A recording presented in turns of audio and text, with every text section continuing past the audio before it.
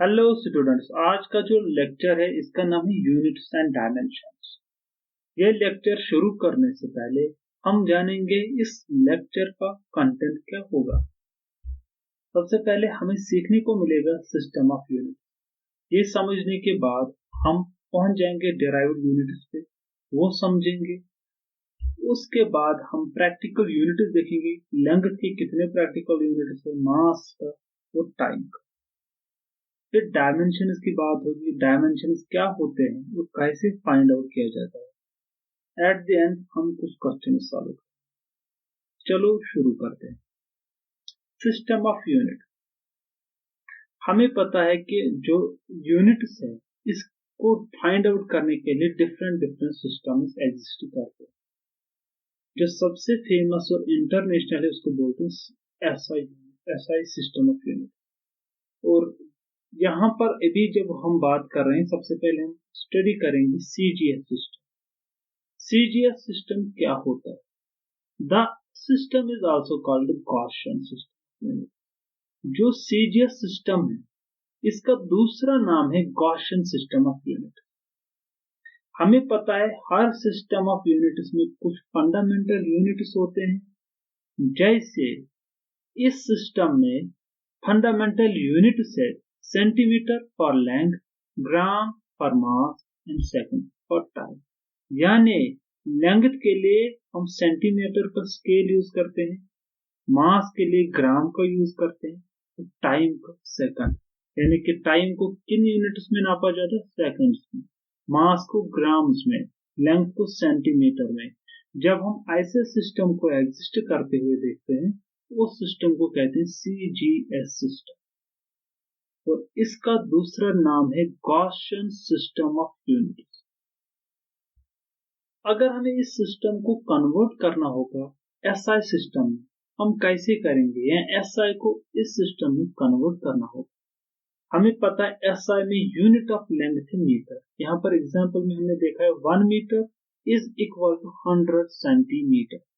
यानी कि जो एसआई का 1 मीटर है वो गॉसियन के 100 सेंटीमीटर के बराबर है।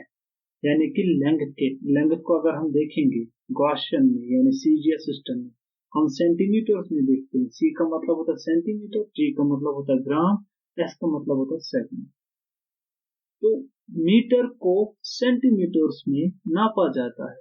सिमिलरली किलोग्राम जो है वो एसआई यूनिट ऑफ मास है। मास को एसआई में किलोग्राम में नापते हैं और वो सीजीएस में 1000 ग्राम के बराबर।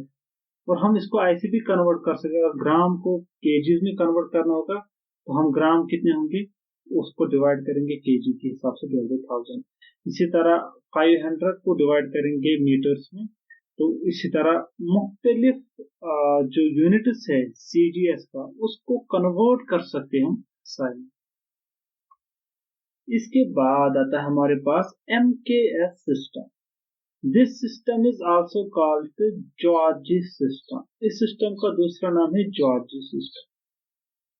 इसका एम का मतलब होता है, इसके फंडामेंटल यूनिट से एम का मतलब होता है मीटर, के का मतलब होता है किलोग्राम, एस का मतलब होता है सेकंड। यानी कि मीटर किसका यूनिट है? लेंथ का। किलोग्राम किसका? मास का। सेकंड का, सेकंड जो यूनिट है वो टाइम का है। यह है इसके 3 फंडामेंटल यूनिट्स होते हैं। इसी सिस्टम को अडॉप्ट किया एसआई, जहां पर हमारे पास 7 फंडामेंटल यूनिट्स है। इसमें खाली 3 फंडामेंटल यूनिट्स है। यही डिफरेंस है एमकेएस सिस्टम में और एसआई सिस्टम में। इसके बाद हमारा पास जो कॉमन एक और कॉमन सिस्टम ऑफ यूनिट्स है वो है एफपीएस, जिसका दूसरा नाम है foot pound second system of units.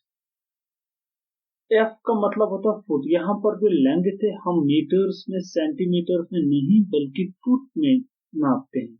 मास को केजी या ग्राम में नहीं बल्कि पाउंड में देखते हैं। सिमिलरली टाइम को सेकंड्स में।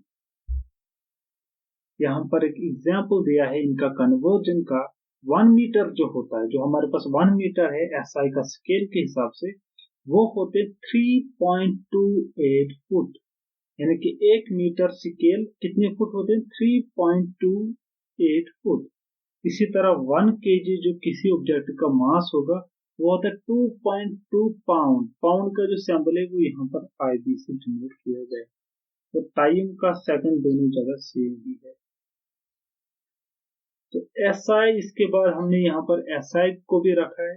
ये चार जो है सिस्टम ऑफ यूनिट्स ये बहुत इंपॉर्टेंट है, जो क्वेश्चन के हिसाब से, एग्जाम के हिसाब से बहुत ज्यादा इंपॉर्टेंट है। कभी कभार हमें कन्वर्जन पे क्वेश्चन आते हैं, कभी कभार हमें ऐसे भी क्वेश्चन होते हैं जहाँ पर कन्वर्जन ना हो लेकिन दूसरा सिस्टम हो, जैसे CGS हो या FPS हो। तो SI का हमें पता है इसमें 7 फंडामेंटल यूनिट्स है और 2 सप्लीमेंट्री यूनिट्स है। इस टॉपिक पे SI सिस्टम्स पे और यूनिट्स पे हमने एक और लेक्चर इससे पहले बनाया है, जिसको ये पूरा समझना है तो प्लीज जो आई बटन है इस पे क्लिक करके वो वाला लेक्चर एक्सेस कर सकते हैं। इसके बाद आता है हमारे पास डिराइव्ड यूनिट्स। डिराइव्ड यूनिट्स होते क्या? ये वो यूनिट्स होते हैं जो डिराइव होते हैं फंडामेंटल यूनिट से। जो हमारे पास फंडामेंटल यूनिट है, जैसे SI में 7 फंडामेंटल है, CGS में सेंटीमीटर, ग्राम, सेकंड, FTS सिस्टम पे फुट, पाउंड, सेकंड, वहां से डिराइव होते हैं, उसको बोलते हैं डिराइव्ड यूनिट्स। तो मेजरली हम SI का यूज करते हैं। हमारे पास एक एग्जांपल है, हम जैसे पता है कि फोर्स एक क्वांटिटी है, इसका ऐसा यूनिट है न्यूटन। अब हम इसको ब्रेक डाउन करेंगे। ये जो न्यूटन है ये डिराइव्ड यूनिट है, ये फंडामेंटल यूनिट नहीं है। ये डिराइव है कहां से? फंडामेंटल यूनिट से। जैसे हमें पता है न्यूटन जो है फोर्स, फोर्स क्या होता है? फोर्स एक्चुअली होता है मास टाइम्स एक्सेलरेशन। कोई भी ऑब्जेक्ट हो, 10 kg का हो, 5 kg का हो, कितना भी मास क्यों ना हो, जब वो ऑब्जेक्ट एक्सेलरेट करे तब वहां से जनरेशन, एग्जिस्टेंस ऑफ फोर्स आता है। तो तब कहते हैं कि फोर्स की एग्जिस्टेंस हुआ। यानी कि हम मास को देखते हैं, एक्सेलरेशन को देखते हैं। जैसे यहाँ पर एग्जांपल है, फोर्स को हम 1 न्यूटन फोर्स कितना होता है जब हमारे पास बॉडी है जिसका मास है 1 kg और वो एक्सेलरेट करे 1 मीटर पर सेकंड के हिसाब से। तो यहाँ पर हमने देखा जो न्यूटन है उसके जो फंडामेंटल यूनिट्स है kg मीटर पर सेकंड स्क्वायर। यह है फंडामेंटल, देखिए kg यूनिट ऑफ मास है, मीटर यूनिट ऑफ लेंथ है, सेकंड यूनिट ऑफ टाइम है, इनसे बना है न्यूटन। अब एक और एग्जांपल है हमारे पास, ऐसा यूनिट ऑफ वर्क। वर्क का ऐसा यूनिट है वो है जूल, जिसको हम डिनोट करते हैं J से। अब हम इसको ब्रेक डाउन करेंगे। हमें पता है वर्क जो होता है वो है फोर्स टाइम्स डिस्प्लेसमेंट। और जितना फोर्स करेंगे हम किसी भी ऑब्जेक्ट पे और वो फोर्स की वजह से वो ऑब्जेक्ट कितना डिस्प्लेस करेगा, हम कहते हैं कि उन दोनों को कैलकुलेट करके हमारे पास वर्क निकलता है। जैसे एक जूल वर्क कितना होता है जब 1 न्यूटन फोर्स हम लगाएंगे किसी भी ऑब्जेक्ट पे और वो 1 मीटर मूव करेगा। अब यहाँ पर हम न्यूटन का डालेंगे जब हमारे पास 1 kg मीटर पर सेकंड स्क्वायर ऑब्जेक्ट जो है उस पर फोर्स लग रहा है और वो 1 मीटर मूव करे। यानी कि हमने जो जूल को हमने इसको फंडामेंटल यूनिट्स में फाइंड आउट किया, kg, मीटर, सेकंड। फिर हम इसको फर्दर हमने इसको ऐसे किया, मीटर इंटू मीटर जो होता है मीटर स्क्वायर हुआ, तो ये जूल होता है, kg मीटर स्क्वायर पर सेकंड स्क्वायर होता है। ये है इसका फंडामेंटल यूनिट्स। फंडामेंटल यूनिट को हमने यूज किया और उसको शॉर्ट में हम जूल कहते हैं। अब हम बात करें प्रैक्टिकल यूनिट्स की। ये कुछ यूनिट्स है जो हम प्रैक्टिकल लाइफ में यूज करते हैं या कैलकुलेशन में यूज होते हैं। सबसे पहले हम देखेंगे लेंथ। लेंथ में हम फर्मी को यूज करते हैं, डिनोट करते हैं इसको FM से। और एक फर्मी होता है 10⁻⁻15 मीटर। अगर 1 मीटर को 1 डिवाइड बाय 10⁻15, 1 के बाद 15 zeros के साथ डिवाइड किया जाएगा 1 मीटर को, जो सबसे छोटा पीस निकलेगा तो वो है फर्मी। इसी तरह एक्सरे यूनिट जो है वो 10⁻13 मीटर। यानी कि 1 मीटर को जब हम डिवाइड करेंगे कितने हिस्से करेंगे, 1 के बाद जब 13 जीरो जो वाला क्वांटिटी बनेगा वो बन जाएगा 10 ट्रिलियन। 1 मीटर को 10 ट्रिलियन इक्वल पार्ट्स में बाइसेक्ट करेंगे तो फिर जो वहां से क्वांटिटी निकलेगा उसको बोलेंगे हम 1 एक्स-रे यूनिट। डिनोट करते हैं एक्स-यू कैपिटल से इसको। 1 एंगस्ट्रॉम बहुत ज्यादा यूज यूनिट होता है, इसको 1 ऐसा सिंबल किया जाता है ए के ऊपर नॉट, इसको बोलते हैं एंगस्ट्रॉम। ये होता है 10⁻⁻10 मीटर। इसी तरह 1 माइक्रोन, इसको म्यू और एम के साथ लिखा जाता है और ये होता है 10⁻⁻6 मीटर। और एक और इम्पोर्टेंट यूनिट है एक 1 एस्ट्रोनॉमिकल यूनिट, ये होता है 1.49 × 10⁻11 मीटर, या रफली हम लिखते हैं इसको 1.5 × 10⁻11 मीटर। ये उतनी डिस्टेंस है जो अर्थ टू सन है, रफली डिस्टेंस फ्रॉम अर्थ टू सन। अर्थ से जो अर्थ प्लेनेट है हमारी अर्थ है, वहां से सन तक जो डिस्टेंस है वो है 1.5 × 10⁻11 मीटर। 10⁻11 का मतलब क्या हुआ, यहाँ पर 1 के बाद 11 जीरो, इतना बड़ा डिस्टेंस।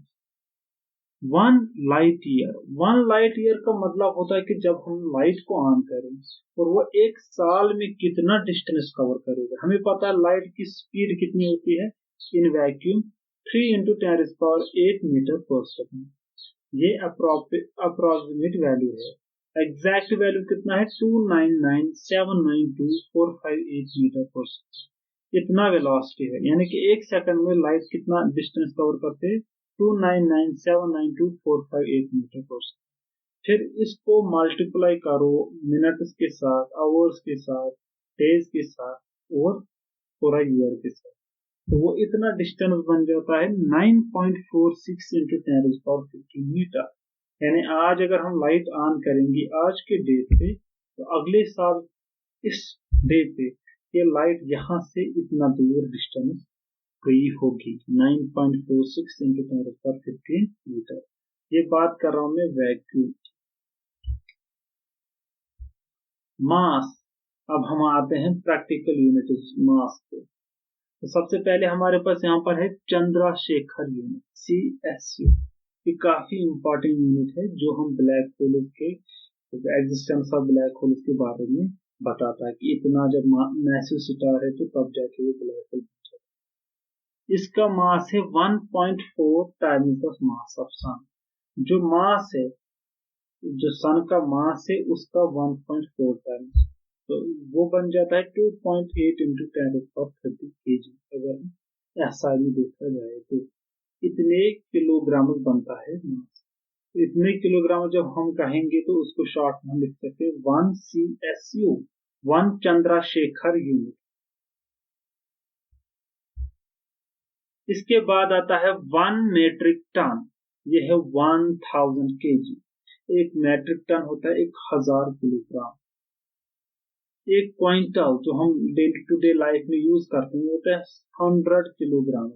जब हमारे पास 100 किलोग्राम की कोई भी ऑब्जेक्ट हो, चाहे साल्ट हो चाहे आयरन हो, हम कहते हैं इसको 1 क्विंटल। अगर हमारे पास 1000 किलोग्राम है तो हम कहेंगे इसको मेट्रिक टन। जैसे गाड़ियों का वजन होता है मेट्रिक टन में, उनका लोड होता है ट्रक वगैरह का, तो हम इसको मेट्रिक टन में डिनोट करते हैं। एक और यूनिट होता है मास का हमारे पास AMU, ये छोटा यूनिट है, इसको बोलते हैं एटॉमिक मास यूनिट। ये है 1.6 × 10⁻27 किलोग्राम। ये अप्रोक्सीमेटली ऐसे दिखता है जैसे मास ऑफ प्रोटॉन। जो एटॉमिक मास यूनिट है फंडामेंटल यूनिट है, जिसको कभी कभार डाल्टन भी कहा जाता है। ये non SI unit of mass है, ये SI यूनिट मास का नहीं है। ये कैसे डिफाइन किया जाता है, जब हम कार्बन 12 जो है, कार्बन का जो आइसोटोप 12 है, यानी जिसमें कितना 6 प्रोटॉन्स एंड 6 इलेक्ट्रॉन्स हो, उसको बोलते हैं कार्बन 12। उसका 1/12 से जो मास होता है, कार्बन 12 लेके उसका मास निकाल के उसको डिवाइड बाई 12 करेंगे तो वो निकलता है 1.67 × 10⁻27 किलो ग्राम, उसको कहा जाता है 1 एटॉमिक मास यूनिट। अब टाइम की बात आती है। 1 ईयर, 1 साल कितना बड़ा होता है? 1 साल वो उससे कहा जाता है जब अर्थ, हमारी जमीन जो है, वो सन के अराउंड एक कंप्लीट रेवोल्यूशन करे। एक हमारा जो अर्थ है जिस जगह पे आज है, क्योंकि हमें पता है अर्थ रिवॉल्व्स अराउंड द सन, तो जब ये रेवोल्यूशन 1 साल में कंप्लीट होगा, जिस पोजीशन से स्टार्ट किए उस पोजीशन में आ जाएगा, तो 1 साल कंप्लीट हो जाता है, जो एग्जैक्टली होता है 365.25 डेज, 10 to 65 डेज और कुछ घंटे होते हैं, 6 घंटे, कुछ आवर्स, कुछ मिनट। तो ये बन जाता है 1 साल, जो अप्रोक्सीमेटली इतने सेकंड्स होते हैं, 3155760 सेकंड। जो 0.25 डेज होते हैं, ये 4 साल में हम ऐड करके लीप ईयर बन जाता है। एक दिन बढ़ता है इससे, 0.25 प्लस 0.25 प्लस 0.25 प्लस 0.25, ये बन के एक दिन बन जाता है। तो तब हम हर 4 साल के बाद लीप ईयर बनाते हैं, वो फेब में होता है। फेब में 28 के बजाय 29 डेज हम रखते हैं लीप ईयर में।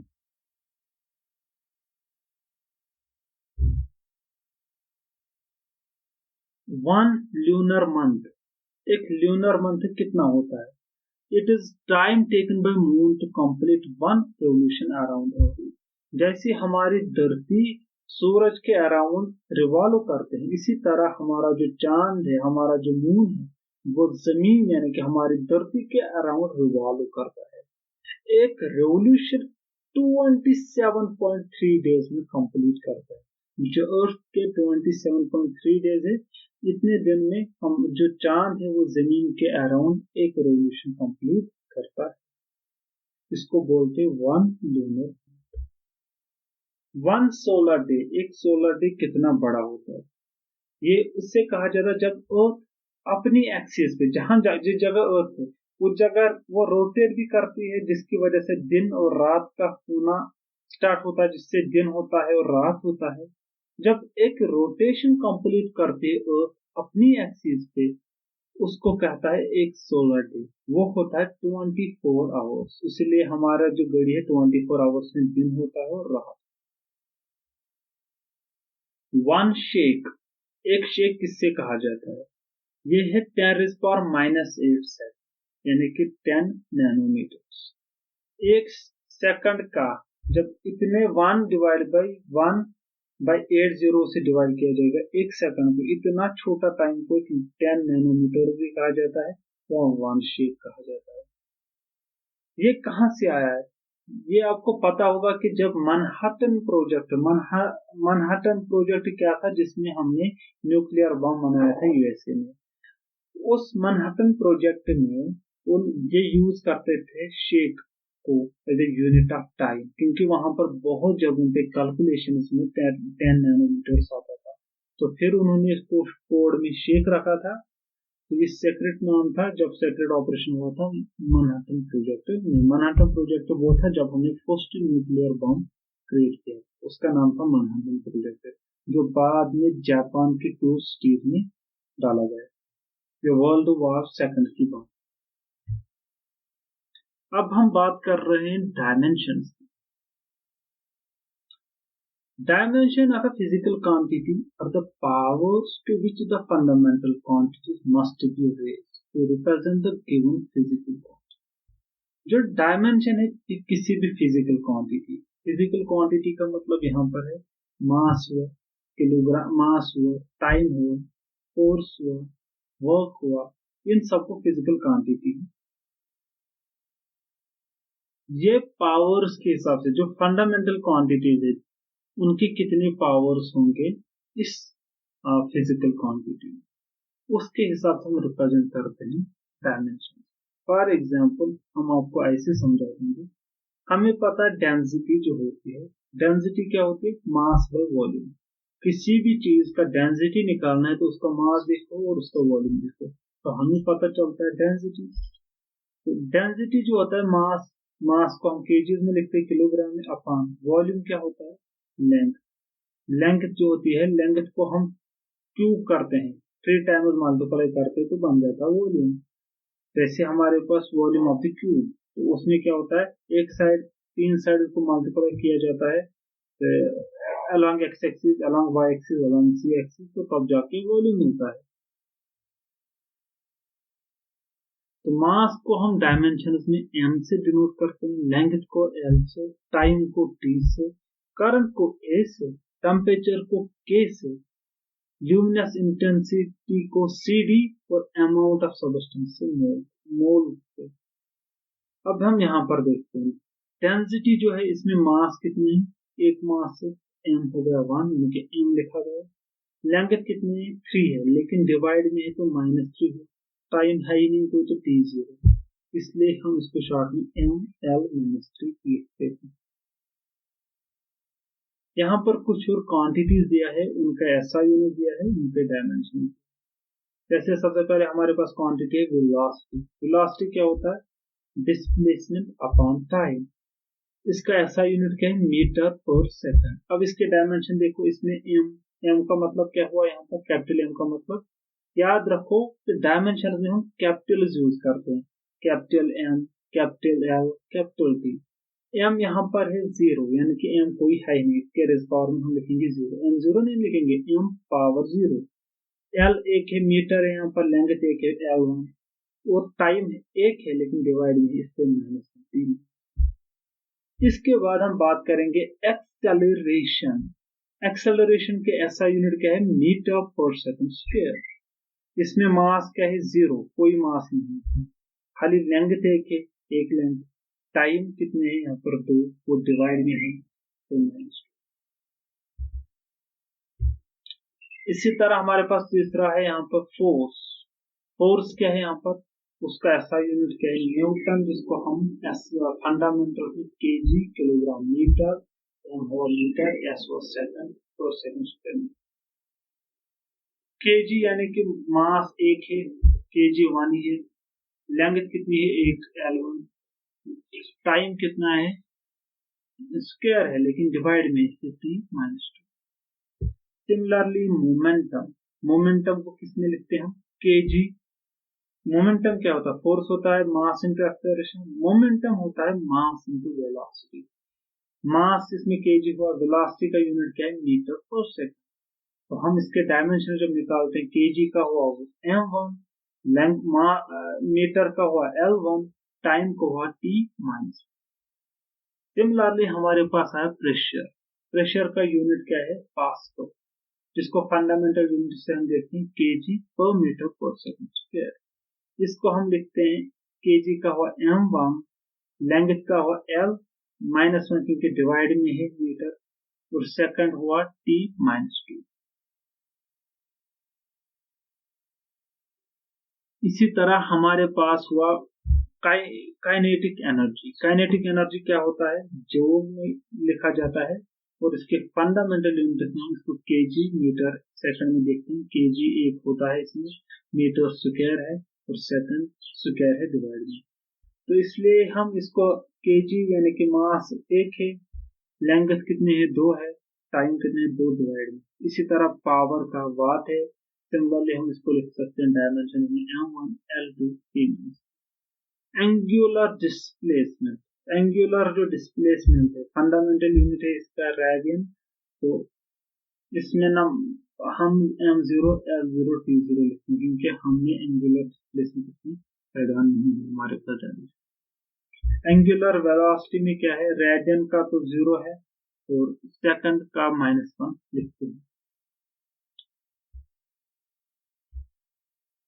अब हमारे पास क्वेश्चन है, एक क्वेश्चन है हमारे पास, क्या बोलते हैं, एक इक्वेशन भी है। इक्वेशन क्या है, p plus bracket start p plus a divide by v square bracket close, bracket start v minus b bracket close is equal to constant.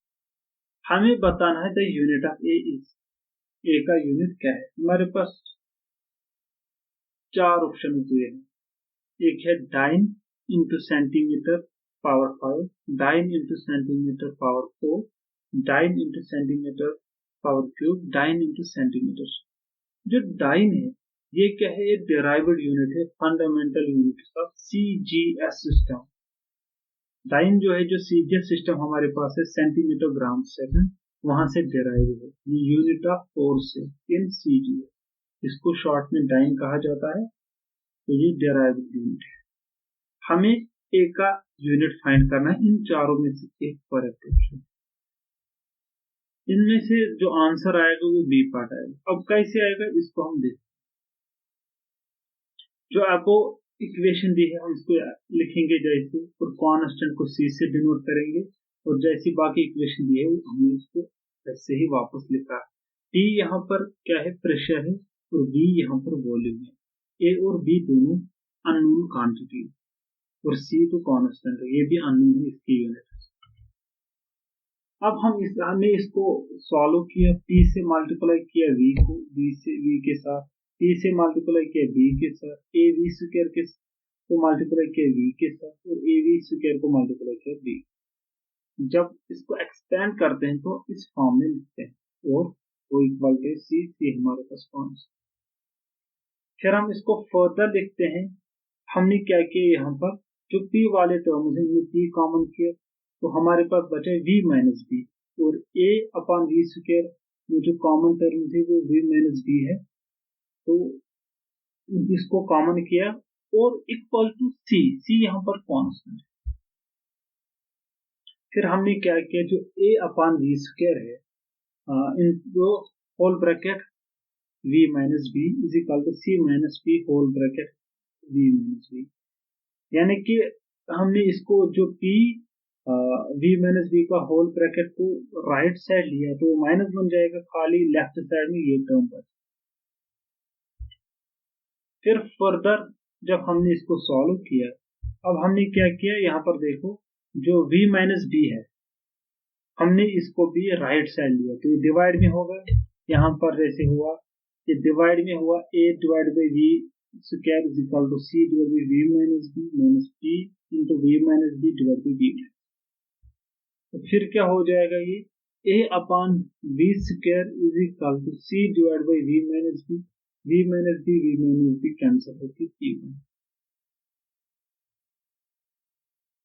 जो द प्रिंसिपल ऑफ होमोजेनिटी के हिसाब से द डायमेंशन आर, अब हमें पता है कि जो डायमेंशन है A divide by V square का, वो होता है दोनों साइड जो डायमेंशन मिलेंगे, जैसे C divide by V minus B का डायमेंशन या P का डायमेंशन। क्योंकि अगर हमारे पास प्लस हो या माइनस हो, दोनों में से एक ही टर्म भी ले जाएंगे तो उनका डायमेंशन सेम होगा, क्योंकि डायमेंशन मल्टीप्लाई होते हैं, डिवाइड होते हैं, ऐड और माइनस नहीं होते। इसलिए A divide by V square is equal to C divide by V minus B का जो डायमेंशन सेम होगा, A divide by V square is equal to minus B का डायमेंशन सेम होगा। हाँ, इसलिए हमने ये वाला टर्म लिया, वो वाला नेग्लेक्ट किया। क्यों किया नेग्लेक्ट? क्योंकि इसमें कांस्टेंट थे, उनका डायमेंशन ये पता नहीं।